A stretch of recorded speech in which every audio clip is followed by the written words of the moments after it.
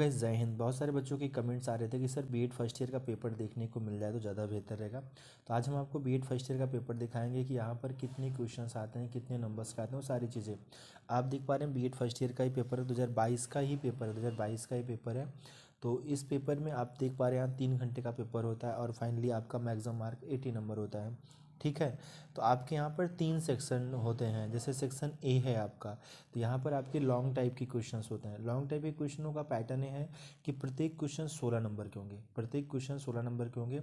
अब 3 प्रश्न होते हैं आपका। This section contains 3 questions, each question has internal choice. ठीक है, मतलब सभी क्वेश्चन जो होंगे 2-2 करके आएंगे, उनमें से एक क्वेश्चन आप कोई भी कर सकते हो। और प्रत्येक क्वेश्चन 16 नंबर के, तो 3 क्वेश्चन के जो नंबर मिल जाएंगे आपको 48 मिल जाएंगे। अब देखिए आप यहाँ पर प्रॉपरली आपके सामने पेपर है आपका। जैसे पहला पेपर है तो इसमें आपके 3 खंड हैं। 3 खंड में आपके जो पहला खंड है इसमें आपके 3 क्वेश्चंस करने होंगे। टोटल नंबर ऑफ क्वेश्चंस आपको यहाँ 6 दिया जाएगा। जैसे आपके 6 क्वेश्चंस हैं। पहला क्वेश्चन आप देख पा रहे हैं, अधिगम का अंतर्दृष्टि द्वारा सीखने के सिद्धांत क्या है। अंतर्दृष्टि कौन कौन से कारक प्रभावित करते हैं।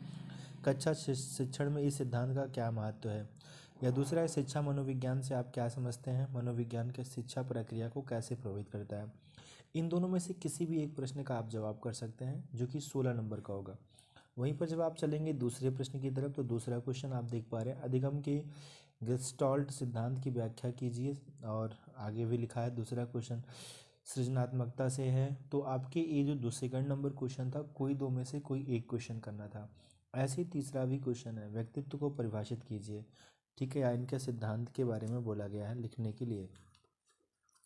आगे की जब आप यहाँ पर बात करते हैं तो आपका दूसरा क्वेश्चन होता है, अभिप्रेरणा की परिभाषा दीजिए। तो इस तरीके से आप देख पा रहे हैं सेक्शन फर्स्ट में आपके जो टोटल नंबर ऑफ क्वेश्चंस होते हैं वो होते हैं 6। 6 में से किन्हीं 3 का आंसर आपको करना होता है, अथवा अथवा करके क्वेश्चन आते हैं। फिर आपका सेक्शन बी आता है जहाँ लघु उत्तरीय प्रश्न होंगे। यहाँ पर 8 क्वेश्चन दिए होंगे, किन्हीं 4 प्रश्नों का आंसर करना है। प्रत्येक प्रश्न आपके 4 नंबर के होंगे। पहला प्रश्न है, किशोरावस्था की प्रमुख समस्याएं लिखिए। ठीक है, दूसरा क्वेश्चन आप देख पा रहे हैं, परंपरागत अनुसंधान अधिगम सिद्धांत क्या है। प्रेरणा का स्रोत क्या है। मंद बुद्धि बालक से क्या समझते हैं। शाब्दिक बुद्धि परीक्षण के गुण या दोष। बालकों में सामाजिक प्रक्रिया के विकास समझ। अधिगम के सिद्धांत का प्रत्यय क्या है। संज्ञानात्मक क्षेत्र का आधार क्या है। तो आपके सारे क्वेश्चंस शॉर्ट टाइप के हैं, मतलब टू द पॉइंट पूछे गए हैं। आप देख पा रहे हैं ना, ऐसा क्वेश्चन नहीं कि बहुत बड़ा क्वेश्चन है। टू द पॉइंट चीज़ें पूछ जाती हैं और टू द पॉइंट आपको लिखना रहता है। इस तरीके से आपके 4 क्वेश्चन होंगे, 4 चौका 16 नंबर का। 48 आपका वहाँ और आपके 16 नंबर यहाँ। 48 6 54 और 10 64 नंबर हो गया।